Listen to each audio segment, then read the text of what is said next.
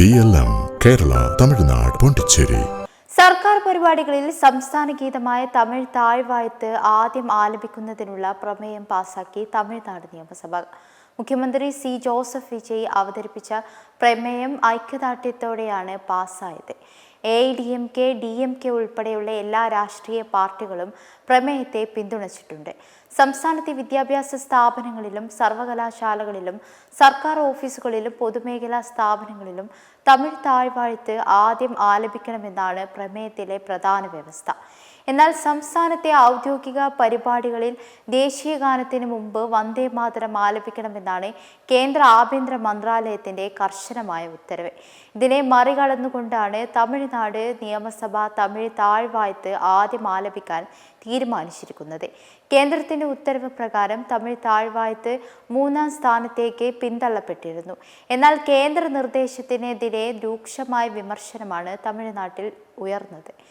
ലോകത്തിലെ തന്നെ ഏറ്റവും പ്രാചീനമായ ക്ലാസിക്കൽ ഭാഷകളിൽ ഒന്നാണ് തമിഴെന്നും ലോക സംസ്കാരത്തിൽ തന്നെ ഏറ്റവും പ്രൗഢമായ ഒന്നാണ് തമിഴ് സംസ്കാരമെന്നും പ്രമേയത്തിൽ മുഖ്യമന്ത്രി വിജയ് എടുത്തു പറഞ്ഞിരുന്നു.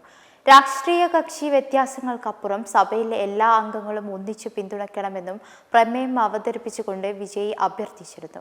ഇതിനു മുൻപ് മുഖ്യമന്ത്രി ജോസഫ് വിജയുടെ സത്യപ്രതിജ്ഞാ ചടങ്ങ് ഉൾപ്പെടെ സംസ്ഥാനത്ത് അടുത്തിടെ നടന്ന പല ചടങ്ങുകളിലും വന്ദേ മാതരത്തിനും ദേശീയ ഗാനത്തിനും ശേഷമായിരുന്നു തമിഴ് താഴ്വാഴ്ത്ത് ആലപിച്ചത്.